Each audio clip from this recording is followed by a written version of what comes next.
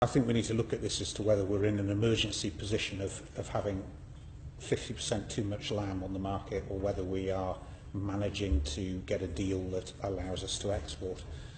Of course, for us all, for a multitude of reasons, the worst scenario is that we trade under the World Trade Organization. We have 51%, and let's not hide from it. Our lamb will not have a marketplace in Europe if we're paying a 50-odd% tariff on it. There is an alternative, and I feel quite strongly about this. I don't think it's a perfect world. I think we need to kill and process lamb and make the most of it in this country. But the alternative, and there is a big demand, is for live export of UK lamb. That's quite a controversial one, but it's, no, it's a point. Mr. Chairman, if we could actually, it is controversial with some people. I actually don't think they understand what industry is talking about totally. Every bit of survey that was done, there was a big survey done by the university. I mean, it's how it's exported, in what type of lorries. There's an awful lot to look at, but I don't know if I want to open that huge argument today. But I get what you're saying, but I think it's making sure that it would, I think in the past it hasn't been done terribly well.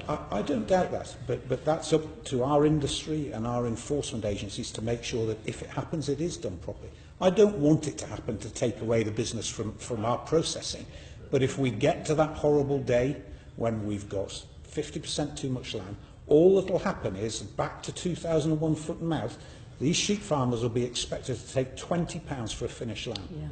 When there is... increase animal suffering, is what you're saying. Sorry? The price is to increase the suffering of animals who are being exported. You can ask the question, but I'd rather you came through the chairman. Everybody else is. Because of the terrible conditions in which animals... I mean, there was a woman MP from your party made a speech about it yesterday, and there's public resentment because, for animals that are exported on the hoof rather than on the hook.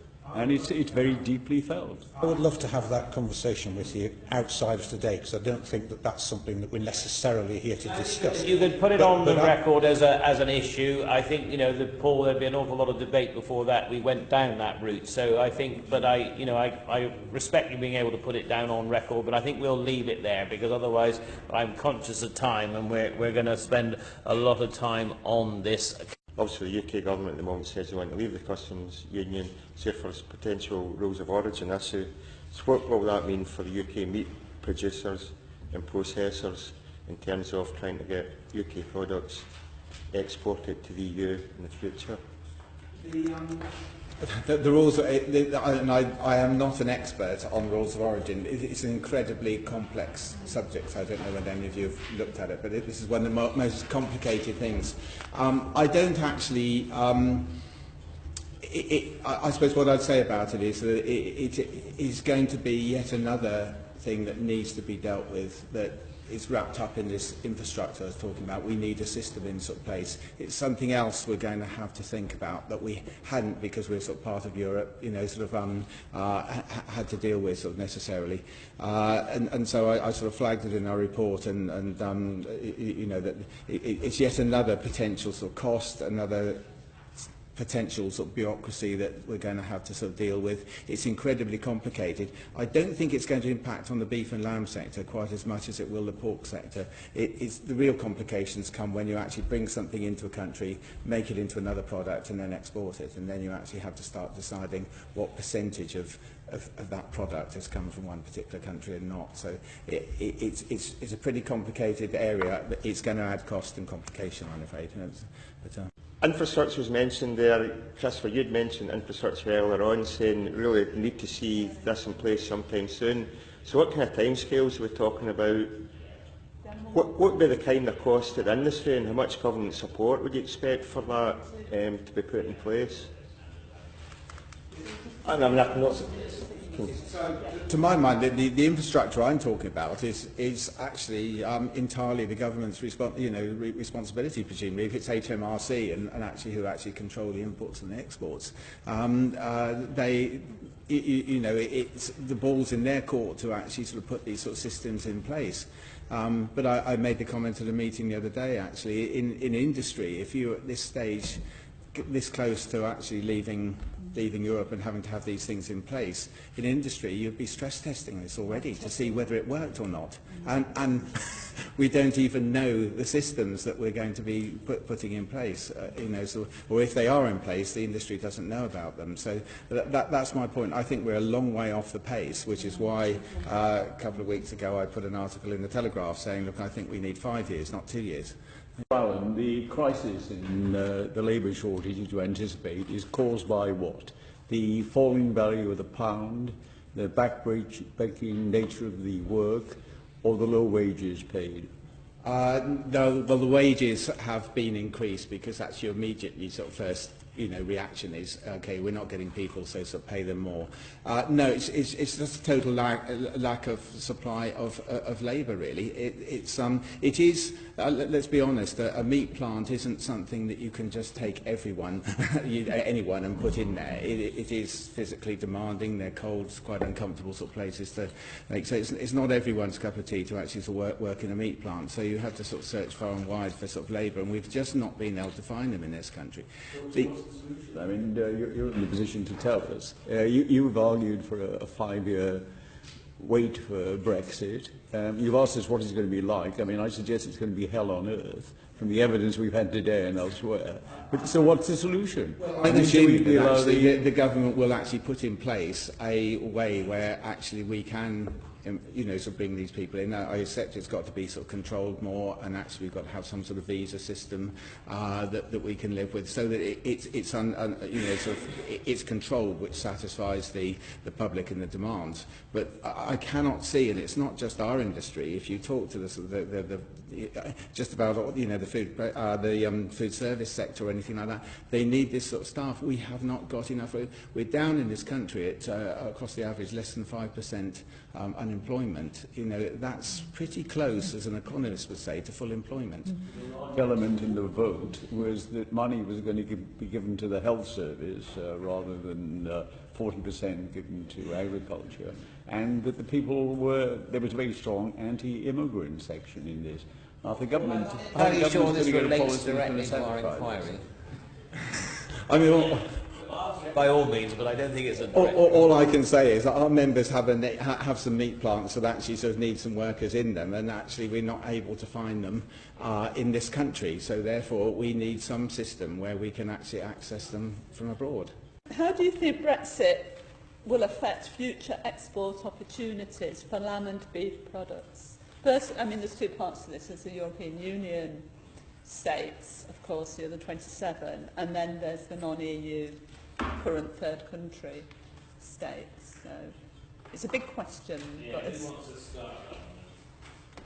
Perhaps I can comment on it. I suppose it very much depends on what type of agreement you end up with, but if we take working along a worst-case scenario, reversion to WTO trading conditions, the study that we did on Northern Ireland for beef and sheep meat sector would suggest that exports to the EU would drop by 90% in or abouts under a WTO situation. 90. Yes, and 90%, yes. And a study commissioned by the European Parliament more recently looking at the UK suggested decrease in exports of the region of 98%, so a substantial decrease. That's the impact of tariffs, which was spoken about in the earlier session. Yes, exports to non-EU countries can rise potentially, but that is from a very small base, and as the previous panel mentioned, there are challenges as well with regards to getting approvals, mutual recognitions in building international markets, and that is a key challenge for the industry as a whole. I mean, can I just very quickly, before the other panellists answer, Chair, just come back very quickly, because I've got a really kind of burning question really. It took 7 years to achieve a trading arrangement that allowed Britain to sell pork to China. And I know Taiwan wants us to sell pork to them as well, and it's all very difficult. Is this typical? And what challenges would... I mean, you talked about the small base with third countries and the complex negotiating arrangements that have to be undertaken. Is it typical for it to take 7 years? Could it be done more quickly, do you think? Right, let's bring somebody in on this one. Yeah, sorry, I'm sorry to... Yeah. Stop her. or Dr. Phil Hardy. Come on. Yes, right. Okay, so first of all, as far as the sheep industry is concerned, it's worth just pointing out how important that European market is to us. We would export somewhere in the region of 35, depending on the year, 35 to 40% of our product, and 96% of that would go into the European market. So that market is absolutely crucial. And I think people generally would agree that there could well be a brighter future some years down the road, 10 years' time or so, when we've established these new export markets further afield. That transition period, I guess, is the one which is most risky. And that's the point where we need to really keep a focus that we don't fall off a cliff edge in terms of coming out of the EU with a bad deal and it being another 10 years before some of these trade agreements are established. Everything that we hear is that those trade arrangements, and it's about relationship building in those countries first, which can take a long, long time. And on a recent trip that we made to China with AHDB, it was quite clear that New Zealanders have been investing for 15 years or more in that Chinese market before it really came to fruition. Investing in relationship building, and of course you've got to go through the export certification as well. So it is a long period, and again, from what I hear, periods of 8 to 10 years are not unrealistic. To what extent would the EU imposing tariffs on lamb and beef yet affect UK exports to the EU? I think it's probably a fairly obvious answer, but what do you gentlemen think about that? Well, again, just very, very briefly, any level of tariff is going to add costs and ultimately depress our farm prices. So, for us to pay through tariffs to have access to that market is going to affect our ability to supply those markets and also put a downward pressure on our farm gate prices here in the UK. So, all negative, I would say. I mean, the WTO tariffs, of course, are sort of 87% on beef and 51% on lamb. I don't think they're necessarily quite so high into the EU, but are they? I mean, if they are, then they'd almost sort of stop our exports dead, wouldn't they? I think they would, and I think you need to consider as well the range of different products. Some of the lower value carcasses, for instance, would have a lower tariff. Some of the higher value cuts will have a higher tariff associated with that. So we also need to consider that end of things as well, and especially those higher value exports that will go into the European market. It's not just one level of tariff, it's a specific tariff with a percentage of component, and that changes over time depending on the price in the market. But I certainly would lock the UK out of the EU markets if those tariffs are imposed. I'd echo that. Any level of tariff is going to be very damaging, and with our reliance on the EU for the bulk of our sheep meat export, that could be devastating, particularly for the sheep meat sector. And in addition to that, if we end up in a tariff situation and we then need to install an equivalent veterinary practices and health certification and border inspection posts, all of those things incrementally add cost to the system, which those alone make some of the trade questionable. If you included a tariff on that, then it would be beyond question in terms of its viability and realistic level. Could I just add a point, just from what Michael said about, in a way, that the less processed the product, the lower the tariff potentially. And if you took that to the extreme, and I don't want to mention the words live exports again now, but if you took that to the extreme, if you did take it to the extreme, there is a comment being mentioned that live animals could be tariff-free. Now, if that was the case, yes, it would drive that situation, wouldn't it? Yeah, which we probably wouldn't want to see happen. And just on the vet side, our processing side for meat inspection depend very much on foreign vets, EU vets, a lot of them. Without them, we would be in a serious position of actually being able to be involved in all this certification. I think it's a big, and also just in general veterinary practice, large animal vets are hard enough to come by.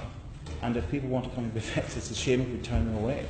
And I think it's very important to remember, there's not that many about, but definitely the processing side is very much reliant on EU vets. Yeah. There are obviously potential solutions to mitigate market disruption, but have we got time to do that, given that Brexit is going to apparently take place in March? No. If you could tell us what actually Brexit is going to look like.